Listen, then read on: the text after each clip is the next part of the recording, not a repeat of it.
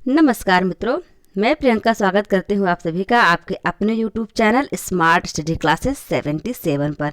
मित्रों, हमारे चैनल पर आप पहुँच चुके हैं जहाँ पर तैयारी करवाई जा रही है आपको एनटीए नेट जेआरएफ के पेपर 2 हिंदी की स्पेशल रूप से तैयारी करवाई जा रही है। इसके अलावा अन्य तैयारियाँ यदि आप करने चाहते हैं तो उससे संबंधित वीडियो भी हमारे चैनल पर उपलब्ध हैं। जैसे कि आप लेखपाल की तैयारी करना चाहते हैं, छत्तीसगढ़ के platoon commander, SSC GD, SSC CGL, MTS आदि जो परीक्षाएं हो रही हैं उन सब के लिए क्लासेस भी आपको हमारे चैनल पर उपलब्ध मिलेंगी। आप जाकर के उसे देखिए और अपनी तैयारी को मजबूती प्रदान करते रहिए। ठीक है मित्रों, तभी आप परीक्षा में सफल हो पाएंगे। आप किसी परीक्षा में पास होना चाहते हैं तो पहले से उसकी तैयारी को लगातार जारी रखते हुए ही कार्य करते रहिए, आगे बढ़ते रहिए।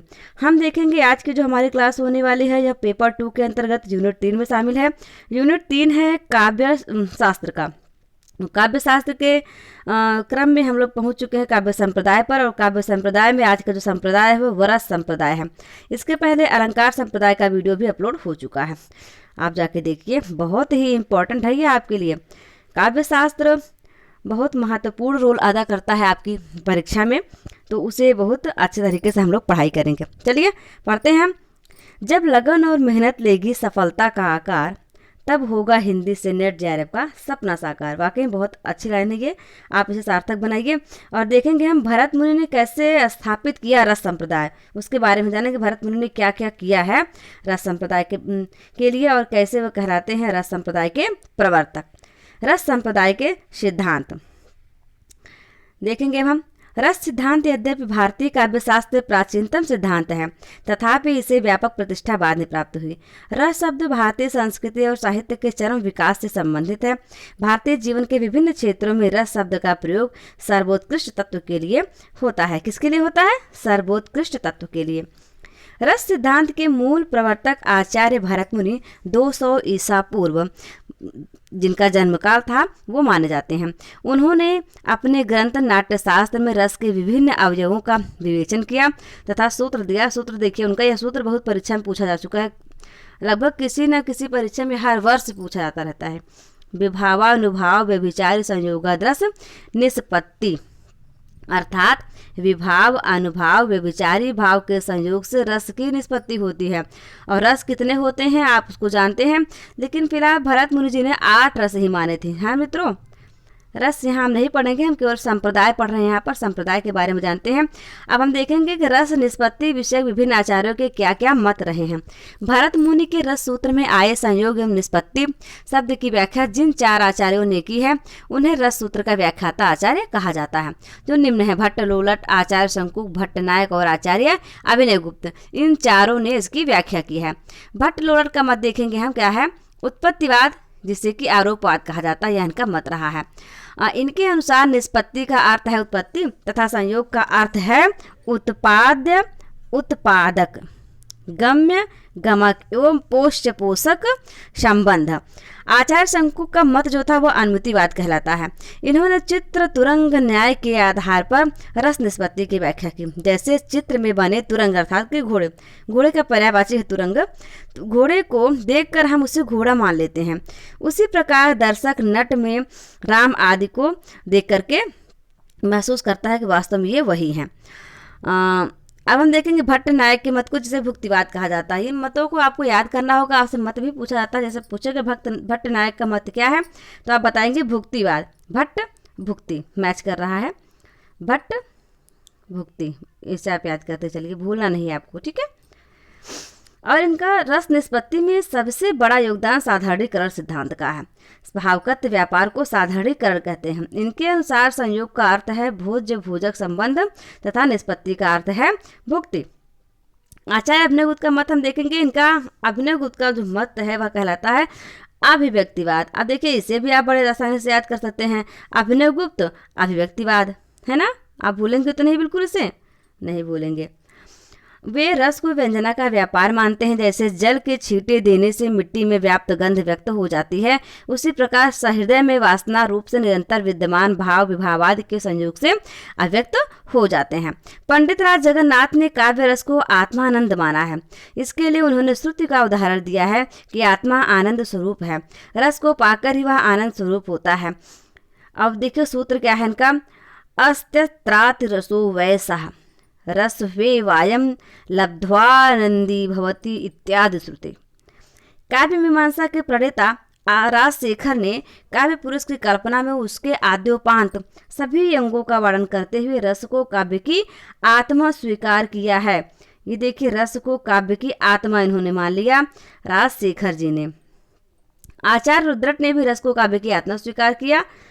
और देख रहे हैं मित्रों, हमारे चैनल को आप सब्सक्राइब जरूर करें ताकि आपको आने वाली सभी क्लासेस देखने के लिए उपलब्ध हो सकें, और बेल आइकन को भी प्रेस कर लीजिए ताकि नोटिफिकेशन मिलता रहे।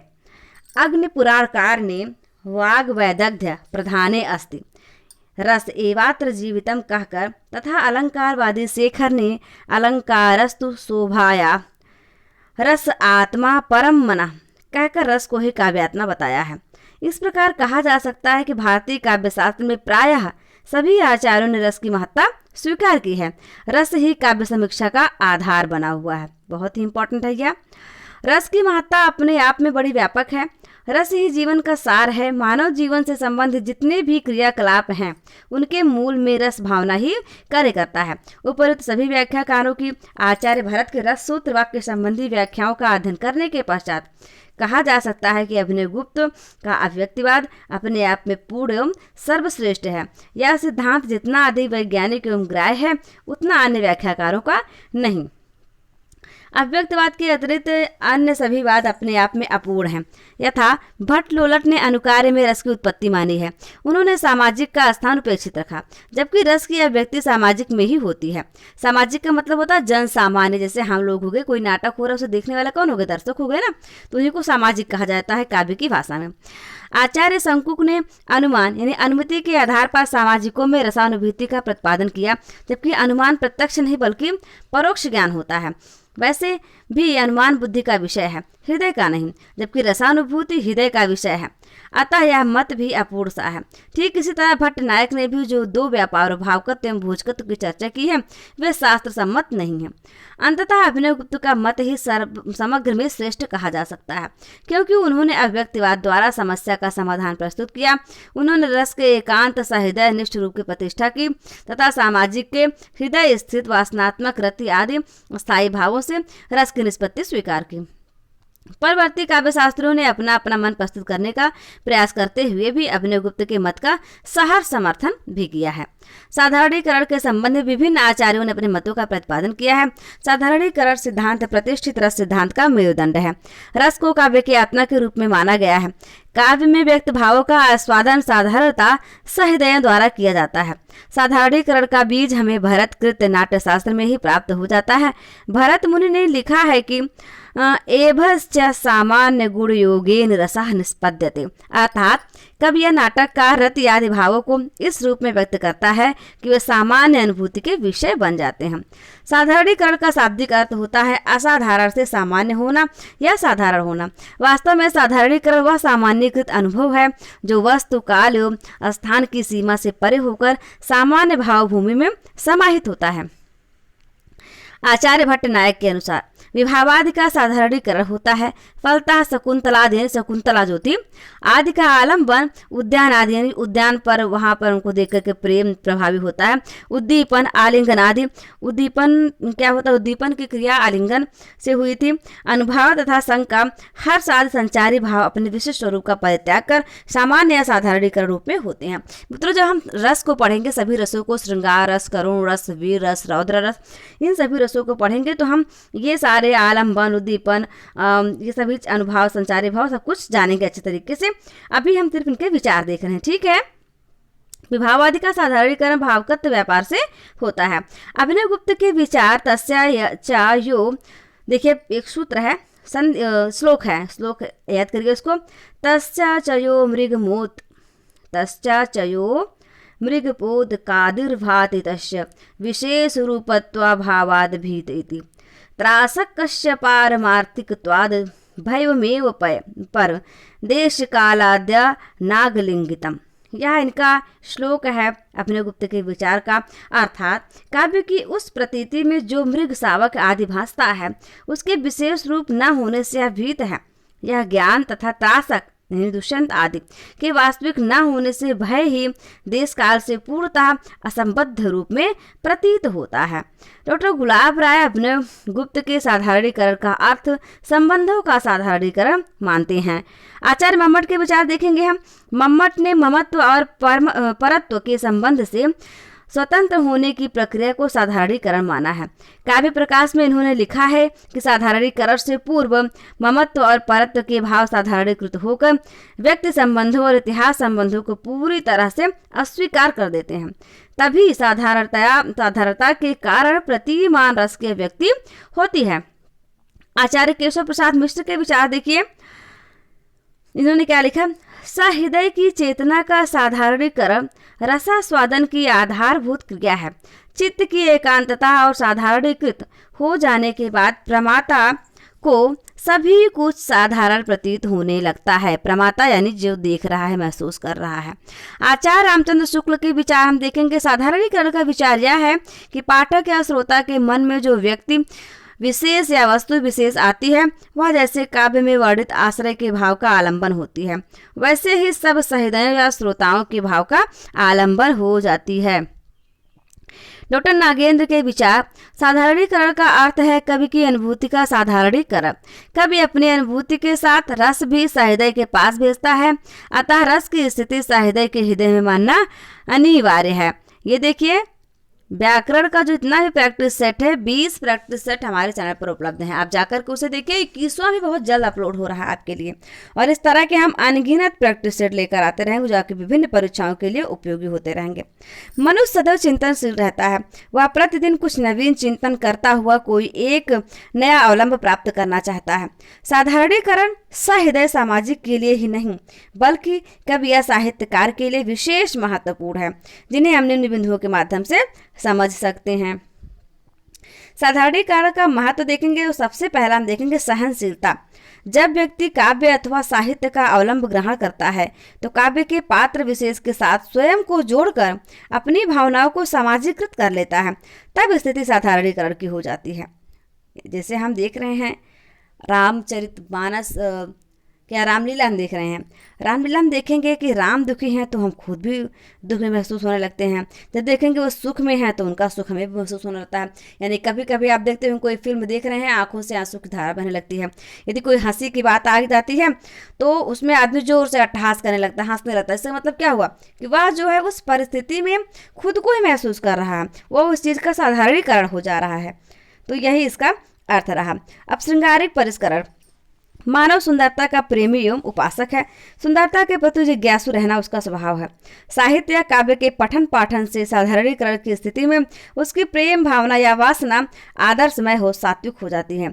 जैसे जब वह काव्य में किसी पात्र को श्रृंगार की पराकाष्ठा पर पहुंचने के लिए निरंतर विपत्तियों से घिरा देखता है तो वह कुछ देर सोचने के लिए मजबूर हो जाता है। यानी अधिकतर क्या होता है, हमारी आदत होती है कि हम दूसरों का अनुकरण ज़्यादा करते हैं। कोई अगर किसी माध्यम से सफलता प्राप्त कर लिया तो हम चाहेंगे कि हम भी उसके जैसे बने और उसी तरह सफलता को हासिल करें। तो काव्य के विषय में भी वही साधारणीकरण है कि वह देखता है श्रृंगारिकता के क्षेत्र में कोई व्यक्ति कैसे आगे बढ़ करके उसके चरमोत्कर्ष पर पहुंच रहा है, तो सामान्य जन भी उसी तरह करना चाहता है। अब साधारणीकरण पात्र एवं सामाजिक की आंतरिक भावनाओं का एकीकरण है।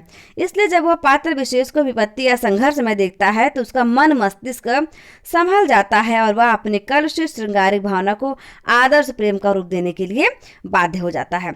अब नैतिक मूल्यों का विकास देखेंगे, उसका जो एक और महत्व है। साहित्य का उद्देश्य केवल मनोरंजन करना ही नहीं बल्कि सहृदय सामाजिक में नैतिक मूल्यों का विकास करना भी होता है। वैसे मर्यादा पुरुषोत्तम श्री राम, राजा हरिश्चंद्र, महात्मा गांधी आदि का जीवन चरित्र पढ़ लेने के पश्चात एक अपराधी प्रवृत्ति का व्यक्ति भी अपने कुकर्मों से घृणा कर सत्कर्म करने को उद्यत हो जाता है। जी हाँ, जैसे हम लोग अच्छी चीज देखेंगे तो अच्छा करने का मन करेगा, बुरा देखेंगे तो बुरा करने का मन करेगा, और हम देखेंगे कि हर बुरे करने वाले का अंजाम क्या होता है, तो शायद मन में एक प्रकार की भावना उत्पन्न होगी, इसके साथ बुरा हुआ तो हमारे साथ भी बुरा होगा, और वह व्यक्ति सही रास्ते पर आने का प्रयास करता है। तो इससे क्या होता है, नैतिक मूल्यों का विकास होता है। अब देखिए, अब जीवन एवं जगत के मध्य समन्वय भाव आता है। कविता जीवन एवं जगत के विविध क्रियाकलापों से जुड़ी होने के कारण सहृदय सामाजिक मनस्थितियों से अविलंब ही तादात्म्य स्थापित कर लेती है।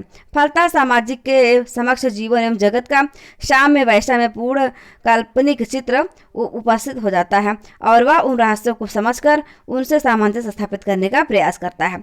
ब्रह्मानंद की प्राप्ति, जिस आनंद की खोज मानव निरंतर प्रयत्नरत रहता है, योगी हो जाता है। गिरि कंदराओं की शरण लेता है, गिरि यानी पर्वत की कंदराओं को शरण लेता है, उसकी प्राप्ति सहृदय सामाजिक को कविता के माध्यम से हो जाती है।